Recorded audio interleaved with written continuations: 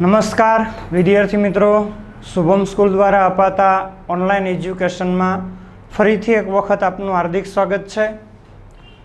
Last lecture नी अंदर आपणे चौथुं chapter banking अने नाणाकीय नीति है जे आपणे पूर्ण कर्युं हतुं। लगभग अपेक्षा राखीए के बधा चेप्टरों व्यवस्थित आपणे अभ्यास कर्यो हशे। आजे आपणे एक नवुं चेप्टर शुरू करवा जई रह्या छीए। चेप्टरनु नाम है बेरोजगारी। 10 मार्कनु चेप्टर है अने अर्थशास्त्रना टोटल 11 चेप्टरों में सौथी सहेलू कही शकातुं होय तो ए आ बेरोजगारीनु चेप्टर है, जेनी रूपरेखा आपणे जोईए कि चेप्टर में आपणे क्या क्या कन्सेप्ट भणवाना छे। तो सौ प्रथम पहला प्रश्ननी अंदर बेरोजगारीनो अर्थ, बेरोजगारीनी लाक्षणिकताओ शुं छे अने एनुं स्वरूप शुं छे, एटले के बेरोजगारीनी समस्या केवी छे। तो पहला प्रश्न में अर्थ, लाक्षणिकता अने एनुं स्वरूप। पछी बीजो प्रश्न छे जेनी अंदर आपणे श्री राजकृष्ण समिति द्वारा बेरोजगारीनी तीव्रता जाणवा माटेना मापदंडो छे एनो आपणे अभ्यास करवानो छे। त्यार पछी त्रीजा प्रश्ननी अंदर बेरोजगारीना प्रकारो छे जेनो आपणे अभ्यास करवानो छे। एनाथी आगळ बेरोजगारीना कारणोनो आपणे अभ्यास करवानो छे। त्यार पछी बेरोजगारीनी समस्याने दूर करवा माटेना उपायो छे ए आपणे जोवाना छे। अने एनाथी लास्टमां एटले के छेल्ले बेरोजगारीनी समस्या दूर करवा माटेनी योजनाओ एटले के कार्यक्रमो क्या क्या छे एनो आपणे अभ्यास करवानो थशे। तो आम चेप्टर प्रमाण में थोड़ुंक विस्तृत है, पण बधा चेप्टरों सरखामणी में घणुं बधुं सहेलुं चेप्टर है। हवे ए चेप्टरनी अंदर सौ प्रथम आपणे समजूती एटले के चेप्टरनी थोड़ी प्रस्तावना तमे लखेली है, सामान्य समजूती लखेली है। तो जोईए कि बेरोजगारीनी समस्या वैश्विक स्तरनी एक समस्या है, जे देशनी आर्थिक समस्याओं है, विश्वनी आर्थिक समस्याओं है कि गरीबी है, भाव वधारानी स्थिति है, फुगावानी स्थिति है, वस्ती वृद्धिनी स्थिति है। तो आ बधी समस्याओनी जेमज बेरोजगारीनी समस्या है ए पण वैश्विक स्तरे व्यापेली एटले के समग्र विश्व में जोवा मळती समस्या है। अने ए समस्यामांथी आपणो देश एटले के भारत पण एमांथी बाकात नथी। एटले के विश्वना बधा ज देशोनी अंदर जेम गरीबी, बेरोजगारी, भाव वधारो, फुगावो, वस्ती वृद्धि आ बधी समस्याओं विश्वना अनेक देशोनी अंदर है अने घणा बधा देशों आ समस्याओनो सामनो करे छे। एटले के ई बधी समस्याओने दूर करवा माटेना प्रयत्नो करे छे। तो ए ज स्थिति आपणा देशनी पण छे। एटले के भारतमां पण गरीबी, बेरोजगारी, भाव वधारो, फुगावो, वस्ती वृद्धि आवी अनेक समस्याओं आपणा देशनी अंदर पण छे। एटले के भारत पण एमांथी बाकात नथी।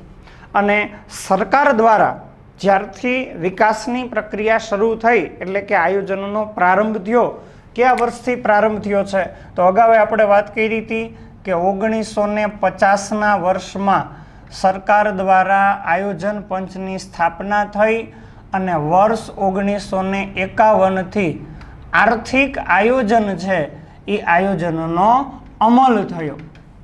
तो एनो अर्थ एवो कि भारते विकासनी प्रक्रिया है ए 1951 ना वर्षथी शरू करी अने त्यारथी मांडीने अत्यार सुधी दरेक योजनाओनी अंदर, दरेक पंचवर्षीय योजनाओनी अंदर बेरोजगारीनी समस्या है ई समस्याने घटाडवा माटेना प्रयत्नो कर्या छे। आगळ जे आपणे आवशे के खास करीने 8मी पंचवर्षीय योजना है कि त्यारथी बेरोजगारीनी समस्या है कि जेने घटाडवा माटेना उद्देश्यने अग्रिमता आपवामां आवी छे, एने महत्व आपवामां आव्युं छे। पण वास्तविकता ए छे कि 1951 थी लई अने अत्यार सुधीमां देशनो घणो बधो विकास थयो छे। देशनुं आर्थिक सामाजिक माळखुं छे कि जेनी अंदर घणा बधा परिवर्तनो आपणे जोई छे। शिक्षणनी स्थिति सारी थई छे, आरोग्यनी स्थिति सारी थई छे, उद्योग धंधाओनो घणो बधो विकास थयो छे, खेती क्षेत्रनी परिस्थितिमां घणा बधा सुधाराओ आव्या छे। पण तेम छतां ભારતના આયોજનની સૌથી નબળી કડી કોઈ હોય, એટલે કે સૌથી મોટી નિષ્ફળતા જો આપણે ગણી શકીએ તો એ બેરોજગારીની સમસ્યા છે. કે વિકાસ થયો છે પણ બેરોજગારીની સમસ્યા છે એ સમસ્યામાં ઉત્તરોત્તર વધારો થતો ગયો છે. બરાબર, બેરોજગારીની સમસ્યા છે કે જેમાં ઘટાડો થવાના બદલે કુલ બેરોજગારોની સંખ્યા છે એ વિકાસની પ્રક્રિયાની સાથે સાથે વધતી ગઈ છે. તો એનો અર્થ એવો કે વિકાસ થયો છે પણ બેરોજગારીની સમસ્યા દેશ દૂર કરી શક્યો નથી. એટલે ભારતમાં પણ આવી જ સ્થિતિ છે જે વિશ્વના અન્ય દેશોની અંદર છે. ગરીબી, બેરોજગારી જેવી સમસ્યાઓ છે, પણ એ મુખ્ય સમસ્યાઓ છે એને આયોજનની અંદર ભારતે અગ્રિમતા આપી છે અને મહત્વ આપ્યું છે કે ભાઈ આ સમસ્યા છે એને દૂર કરવી વધારે જરૂરી છે. અને એટલા માટે જ ભારતે 1951થી વિકાસની પ્રક્રિયાની સાથે સાથે પ્રયત્નો કર્યા છે કે દેશમાંથી ગરીબી, બેરોજગારી, વસ્તી વૃદ્ધિ આ બધી સમસ્યાઓ ઉત્તરોત્તર ઘટે. બરાબર, પણ તેમ છતાં હજુ સુધી આ સમસ્યા છે કે જેને દૂર કરવા માટે દેશને હજુ સુધી સફળતા પ્રાપ્ત થઈ નથી. બરાબર, તો એ બેરોજગારીની સમસ્યા દેશમાંથી દૂર નથી થઈ. તો એના માટેનું કારણ શું છે? તો મુખ્ય 2 કારણો આપણને દર્શાવ્યા છે, જે પ્રસ્તાવનામાં તમે કલર પેનથી લખ્યું છે એટલે ખાસ ધ્યાનમાં લેજો. પહેલું કારણ છે વસ્તી વૃદ્ધિનો ઊંચો દર. બરાબર, હવે પહેલાં તો વસ્તી વૃદ્ધિ દર એટલે શું? તો કે દેશની જનસંખ્યામાં થતો ટકાવારી ફેરફાર. 100એ કેટલો વધારો થાય છે, 100એ કેટલો ફેરફાર થાય છે, એ છે દેશનો વસ્તી વૃદ્ધિ દર, જેને આપણે સરળ શબ્દોમાં જન્મદર અને મૃત્યુદર વચ્ચેનો તફાવત કહી શકીએ. બરાબર, જન્મદર અને મૃત્યુદર વચ્ચેનો તફાવત છે એ દેશનો વસ્તી વૃદ્ધિ દર હોય છે. દાખલા તરીકે છેલ્લી વસ્તી ગણતરી ક્યારે થઈ? તો કે 2011માં. તો ત્યારે 1.64% જેટલો વસ્તી વૃદ્ધિ દર હતો. અને એ સેન્સસ ઓફ ઇન્ડિયા એટલે કે વસ્તી ગણતરીનું પત્રક 2011ના વર્ષનું છે, એની અંદર આપણને દર્શાવ્યો છે કે ભાઈ 2011માં કુલ જનસંખ્યા 121.02 કરોડની છે અને વસ્તી વૃદ્ધિનો દર છે 1.64% જેટલો છે. તો 1.64% એટલે લગભગ ભારતની જનસંખ્યામાં એક વર્ષમાં 170 લાખનો ચોખ્ખો વધારો થાય છે. એટલે એક કારણ જવાબદાર છે વસ્તી વૃદ્ધિનો ઊંચો દર. હવે વસ્તી વૃદ્ધિનો દર ઊંચો હશે તો શું થશે? તો કે દેશમાં શ્રમિકોની સંખ્યા વધતી જશે. પ્રતિ વર્ષે કામ કરી શકે છે એવા શ્રમિકોની સંખ્યામાં ઉત્તરોત્તર વધારો થશે. પણ સામે દેશનો બીજું કારણ એ છે અપૂરતો આર્થિક વિકાસ, કે વિકાસની પ્રક્રિયા છે એ ધીમી ગતિએ ચાલે છે. એમાં જે પરિવર્તનો આવવા જોઈએ કે દેશનું આર્થિક સામાજિક માળખું બદલાવવું જોઈએ, એનું કાર્યક્ષેત્ર વધવું જોઈએ, ઉદ્યોગ ધંધાઓ છે એમાં પરિવર્તનો આવવા જોઈએ, એટલે કે નવા એકમો સ્થપાય, એકમોનું કાર્યક્ષેત્ર વધે. બરાબર, તો એને કારણે દેશમાં રોજગારીની તકો વધી શકે. પણ એ વિકાસની ધીમી ગતિ છે તો એને લીધે દેશમાં રોજગારીની તકો છે પ્રમાણમાં મર્યાદિત ઊભી થશે. અને વસ્તી વૃદ્ધિનો દર ઊંચો છે એટલે શ્રમનો પુરવઠો સતત વધતો જશે. શ્રમિકોની સંખ્યા છે એમાં ઝડપથી વધારો થાય છે. અને બીજું કારણ આપણને પૂછે અપૂરતો આર્થિક વિકાસ, કે વિકાસની પ્રક્રિયા ધીમી છે. જે પરિવર્તનો આવવા જોઈએ, જે એકમો સ્થપાવવા જોઈએ, એકમોનું કાર્યક્ષેત્ર વધવું જોઈએ, ઉદ્યોગ ક્ષેત્રમાં, સેવા ક્ષેત્રમાં, કૃષિ ક્ષેત્રની અંદર, તો એ અપૂરતા વિકાસને કારણે એનું કાર્યક્ષેત્ર છે મર્યાદિત રહેશે. એટલે નવી રોજગારીની તકો જે ઊભી થવી જોઈએ એ તકો ઊભી થઈ શકતી નથી. તો એને કારણે શ્રમિકો વધે છે ને રોજગારીની તકો ઊભી નથી થતી. પરિણામે કુલ બેરોજગારોની સંખ્યા ઉત્તરોત્તર વધતી જશે. બરાબર, તો આટલી આપણને પ્રસ્તાવનાની અંદર સમસ્યા વિશેની સમજૂતી આપી છે. હવે પહેલો પ્રશ્ન આપણે જોઈએ, ચેપ્ટરનો પહેલો પ્રશ્ન છે બેરોજગારી એટલે શું? ભારતમાં બેરોજગારીની લાક્ષણિકતા અને એનું સ્વરૂપ જણાવો. બરાબર, ભારતમાં બેરોજગારીની સમસ્યા છે એની લાક્ષણિકતા શું છે અને બેરોજગારીનું સ્વરૂપ કેવું છે. બરાબર, તો સૌ પ્રથમ એમાંય તમે પ્રશ્નની અંદર થોડીક પ્રસ્તાવના લખેલી છે કે સામાન્ય રીતે બેરોજગાર વ્યક્તિ આપણે કોને કહી છે અથવા બેરોજગારી કોને કહી છે? તો કે જે વ્યક્તિ કામ કરી શકે એવી સ્થિતિમાં છે કે વ્યક્તિ પ્રવર્તમાન વેતન દરે એટલે કે ચાલુ સમયગાળાના વેતન દરે કામ કરવાની ઈચ્છા શક્તિ ધરાવતો હોય અને વ્યક્તિને કામ ન મળે તો એ વ્યક્તિને આપણે બેરોજગાર કહી છે, બરાબર. સામાન્ય રીતે આવો બેરોજગારીનો અર્થ આપણે ધ્યાનમાં લેતા હોય અને બધા લોકો આવો અર્થ ધ્યાનમાં લે છે કે ભાઈ વ્યક્તિની કામ કરવાની ઈચ્છા છે પણ એને કામ નથી મળતું હોય, બરાબર, તો એને બેરોજગાર કહેવાય છે. પણ વાસ્તવિક સ્થિતિ છે અર્થશાસ્ત્રની અંદર બેરોજગારીની વાસ્તવિક સ્થિતિ આપણને દર્શાવી છે કે ખાલી કામ કરવાની ઈચ્છા ધરાવનાર વ્યક્તિ કામ વગરની સ્થિતિમાં રહે છે તો બેરોજગારી એટલો મર્યાદિત અર્થ નથી, બરાબર. હવે સૌથી પહેલાં તો એ કીધું છે કે બેરોજગારીની જે વિચારસરણી છે, બેરોજગારીની સમસ્યાનો લોકોનો જે દ્રષ્ટિકોણ છે એ દ્રષ્ટિકોણ શ્રમિકો પૂરતો મર્યાદિત છે. અહીંયા આપણે હમણાં વાત કરી કે સામાન્ય રીતે કામ કરી શકે એવી વ્યક્તિ કામ વગરની સ્થિતિમાં હોય તો એને બેરોજગાર કહેવાય. તો એ આપણે કોના સંદર્ભમાં કીધું? વ્યક્તિના સંદર્ભમાં. પણ અર્થશાસ્ત્રની અંદર બેરોજગારી છે એ માત્ર શ્રમિકો પૂરતો મર્યાદિત ખ્યાલ નથી. તો એનો અર્થ એવો કે શ્રમિકો ઉપરાંત ઉત્પાદનના અન્ય સાધનો, હવે મુખ્ય સાધનો 4 છે, આપણે ભણી ચૂક્યા છીએ 11માં, જમીન, મૂડી, શ્રમ અને નિયોજક, બરાબર. તો શ્રમિકો ઉપરાંત અન્ય સાધનો, તો અન્ય સાધનો ક્યાં? તો કે જમીન છે, પછી મૂડી છે, નિયોજકો છે, આ બધા છે ઉત્પાદનના અન્ય સાધનો, બરાબર. શ્રમિકો, ત્યાર પછી જમીન, પછી મૂડી અને ચોથું છે નિયોજક. તો 4 મુખ્ય સાધનો થયા: જમીન, મૂડી, શ્રમ અને નિયોજક. તો અહીંયા કીધું માત્ર શ્રમિકો જ બેરોજગાર નથી, ઉત્પાદનના અન્ય સાધનો પણ બેરોજગાર હોય છે. કેવી રીતે હોય?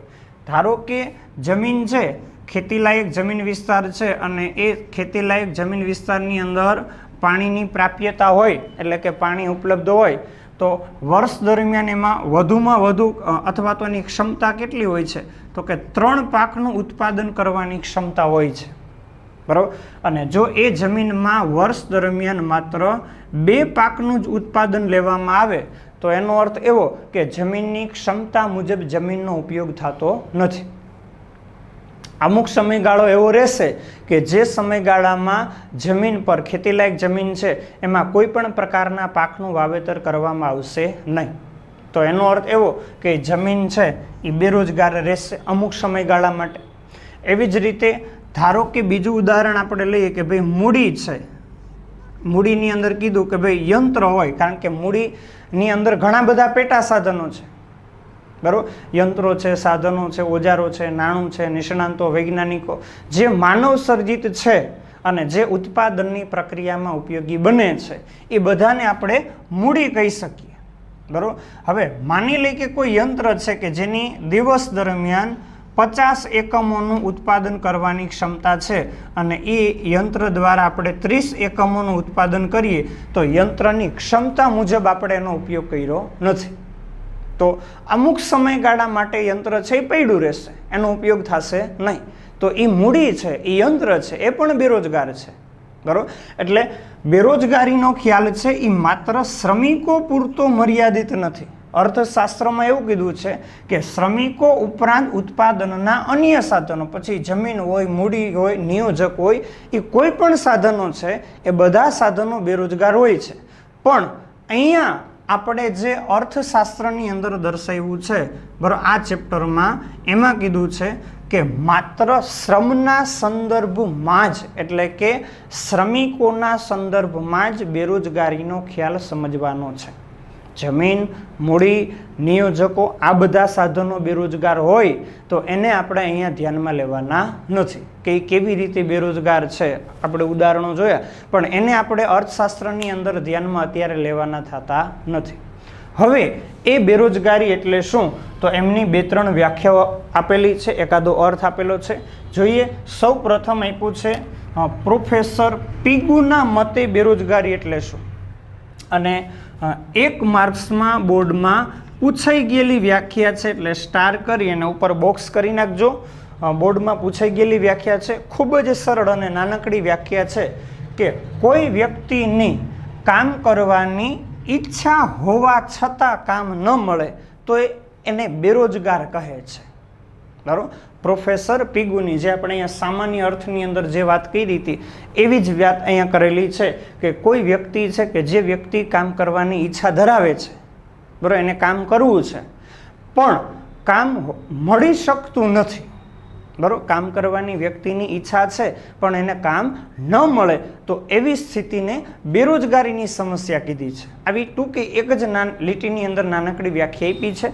પછી બીજી વ્યાખ્યા આપી છે લીગ ઓફ નેશન્સ કમિટીના મતે, એટલે કે સંયુક્ત રાષ્ટ્રસંઘના દેશો છે એના દ્વારા શું વ્યાખ્યા આપવામાં આવી છે તો કે જે વ્યક્તિ કામની શોધમાં હોય, એટલે કે મોટે ભાગે આપણે જોઈએ છીએ કે કોઈ શિક્ષિત વર્ગ હોય, અભણ વર્ગ હોય, કોઈ પણ વ્યક્તિ છે કે જે વ્યક્તિને કામ કરવાની ઈચ્છા હોય છે તો એ વ્યક્તિ જાતે જે તે પ્રદેશમાં, જે તે શહેરોની અંદર અથવા તો જે તે ક્ષેત્રની અંદર વ્યક્તિ પોતે કામ શોધે છે કે એને આનુષંગિક કોઈ કામ મળે છે કે નહીં, તો એ વ્યક્તિ કામની શોધમાં હોય છે અને પોતાની ક્ષમતા તેમજ યોગ્યતા અનુસાર કામ પ્રાપ્ત ન કરી શકે, એટલે કે કામ પ્રાપ્ત કરવામાં અસફળ રહે તો તે વ્યક્તિ બેરોજગાર છે અને એવી સામૂહિક સ્થિતિને બેરોજગારી કહેવાય છે. શું કીધું છે ફરીથી જુઓ કે જે વ્યક્તિ કામની શોધમાં હોય, એટલે કે વ્યક્તિ કામ ગોતે છે, બરાબર, એ જુદી જુદી સંસ્થાઓની અંદર, જુદા જુદા એકમોની અંદર વ્યક્તિ જાતે કામ શોધવા માટે નીકળે છે, બરાબર, તો કામની શોધમાં હોય અને પોતાની ક્ષમતા જેને આપણે કેપેસિટી કહી છે કે ભાઈ કોઈ વ્યક્તિ દિવસ દરમિયાન 5 કલાક કામ કરી શકવાની ક્ષમતા ધરાવતો હોય, કોઈ વ્યક્તિ 10 કલાક કામ કરવાની ક્ષમતા ધરાવતો હોય, કોઈ વ્યક્તિ 12 કલાક કામ કરવાની ક્ષમતા ધરાવે, તો એ જે એની શારીરિક અને માનસિક શક્તિ છે એના આધારે વ્યક્તિની કામ કરવાની ક્ષમતા હોય છે. બીજો શબ્દ કીધો છે યોગ્યતા. હવે યોગ્યતા અને ક્ષમતા બે જુદું છે. ક્ષમતા છે એ શારીરિક માનસિક શક્તિ પર આધારિત છે અને યોગ્યતા છે એ એની આવડત પર આધારિત છે, બરાબર, કે ભાઈ કોઈ સામાન્ય વ્યક્તિ હોય એને બેંક કર્મચારી બનાવી દેવામાં આવશે અથવા બેંકનું કોઈ કામ આપવામાં આવશે તો બધા વ્યક્તિ બેંકનું કામ નહીં શીખી શકે, બરાબર, બધા વ્યક્તિ છે બેંકનું કામ કરી શકવાના નથી, કારણ કે બેન્કિંગ ક્ષેત્ર છે એના માટે ગાણિતિક બાબતો જરૂરી છે કે ભાઈ અકાઉન્ટ વિશે વ્યક્તિ ભણેલો હોવો જરૂરી છે તો જ એ બેન્કિંગ ક્ષેત્રનું કામ કરી શકશે. એટલે જે ક્ષેત્રની અંદર વ્યક્તિ કામ કરે છે, બરાબર, એ એની યોગ્યતા હોય એ મુજબ એને કામ મળી શકે કે ભાઈ કારખાનાની અંદર વ્યક્તિને જે તે પ્રકારની મશીનરી છે એનો ઉપયોગ કરવો છે તો પહેલાં એ મશીનરીનો ઉપયોગ કેવી રીતે થાય છે એને પ્રેક્ટિકલ જ્ઞાન લેવું જરૂરી બને, પછી એ વ્યક્તિ એને કામ કરવા માટે યોગ્ય બનશે. ધારો કે તમારે પ્રાઇમરી ટીચર બનવું છે તો ધોરણ 12 અને પીટીસીનો અભ્યાસક્રમ તમારે ભણવો પડશે, તો એ તમે પ્રાઇમરી શિક્ષક માટેની યોગ્યતા પ્રાપ્ત કરી છે. તમારે માધ્યમિકની અંદર ભણાવવું છે તો 12 ધોરણ પ્લસ ગ્રેજ્યુએશન પ્લસ બીએડ તમારે કરવું પડે તો તમે માધ્યમિક શિક્ષકની યોગ્યતા પ્રાપ્ત કરો છો.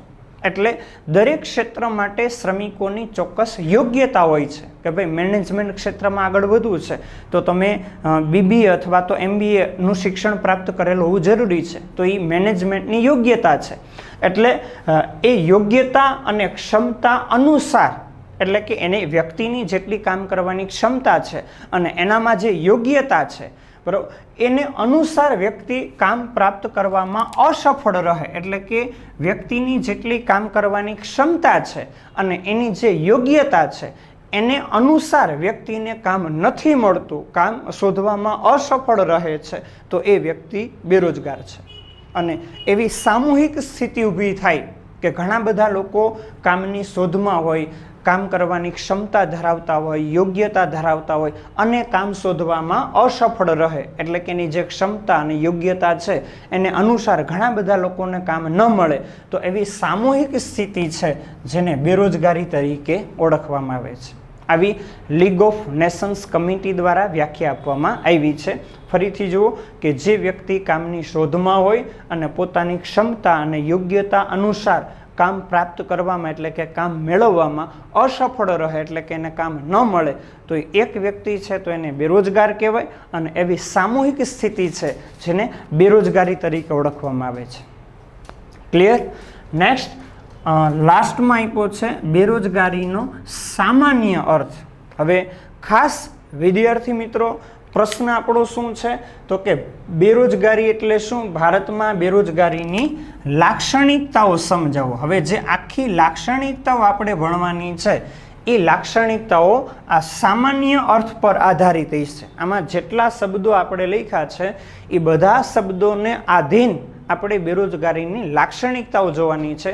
એટલે વ્યવસ્થિત જોજો કે પ્રવર્તમાન વેતન દરે, પ્રવર્તમાન એટલે ચાલુ સમયગાળામાં, ધારો કે અત્યારે જે તે ક્ષેત્રમાં જેટલું વેતન મળતું હોય એ વેતન દરે વ્યક્તિ કામ કરવા માટે તૈયાર થાય, બરાબર, તો એ પ્રવર્તમાન વેતન દર છે. ધારો કે કોઈ એકમમાં એક દિવસના 200 રૂપિયા દૈનિક વેતન દર મળે છે અને જો વ્યક્તિ 200ના વેતન દરે કામ કરવા માટે તૈયાર ન થાય, બરાબર, 200 રૂપિયાનો વેતન દર એને આપવામાં આવે છે અને જો એ 200 રૂપિયાના વેતન દરે કામ કરવા તૈયાર ન થાય તો એ બેરોજગાર ગણાશે નહીં. કારણ કે વ્યક્તિ પ્રવર્તમાન ચાલુ સમયગાળાના વેતન દરે કામ કરવાની ઈચ્છા ધરાવતો નથી, એ વધુ વેતનની અપેક્ષા રાખે છે, બરાબર. એટલે જે વ્યક્તિ પ્રવર્તમાન વેતન દરે કામ કરવાની ઈચ્છા ધરાવતો હોય કે ભાઈ અત્યારે જે તે ક્ષેત્રમાં જેટલું વેતન મળતું હોય એટલું વેતન એ સ્વીકારી લેશે, બરાબર, એ વેતન દરે વ્યક્તિ કામ કરવા માટે તૈયાર છે.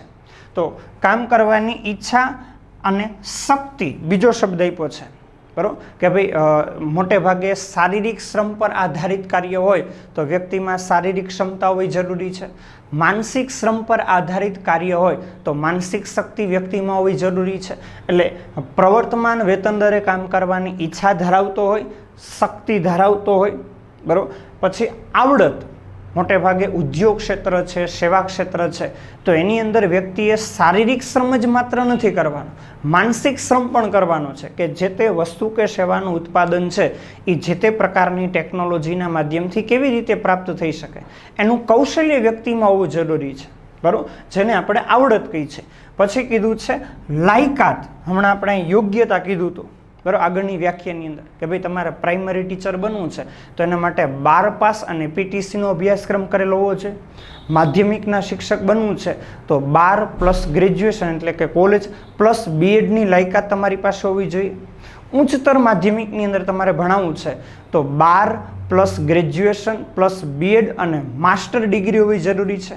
તો એ ટીચિંગ લાઇનની એક લાયકાતો છે શિક્ષકોની, બરોબર. એટલે જે વ્યક્તિ પ્રવર્તમાન ચાલુ સમયગાળાના વેતન દરે કામ કરવાની ઈચ્છા, શક્તિ, આવડત અને લાયકાત ધરાવતો હોય, બરોબર, અને એવી વ્યક્તિને કામ શોધવા છતાં, બરોબર, કે વ્યક્તિ પ્રવર્તમાન વેતન દરે કામ કરવા માટે તૈયાર છે, બરોબર, કામ કરવાની ઈચ્છા, શક્તિ, આવડત, લાયકાત ધરાવતો, પણ જો વ્યક્તિ ઘરે બેઠો રહેશે તો એને કામ મળવાનું નથી. આગળ આપણે વાત કરી હતી કે વ્યક્તિ જાતે કામ શોધતો હોય, બરોબર, અને જો કામ ન મળે તો એ વ્યક્તિની બેરોજગાર કહેવાય, બરોબર, કે ભાઈ વ્યક્તિ ચાલુ સમયગાળાના વેતન દરે કામ કરવાની ઈચ્છા ધરાવે છે, શક્તિ ધરાવે છે, આવડત ધરાવે છે, લાયકાતે ધરાવે છે અને કામ શોધે છે, અને જો કામ ન મળે તો એ એક વ્યક્તિ હોય તો એને બેરોજગાર કહેવાય. અને એવી સામૂહિક સ્થિતિ હોય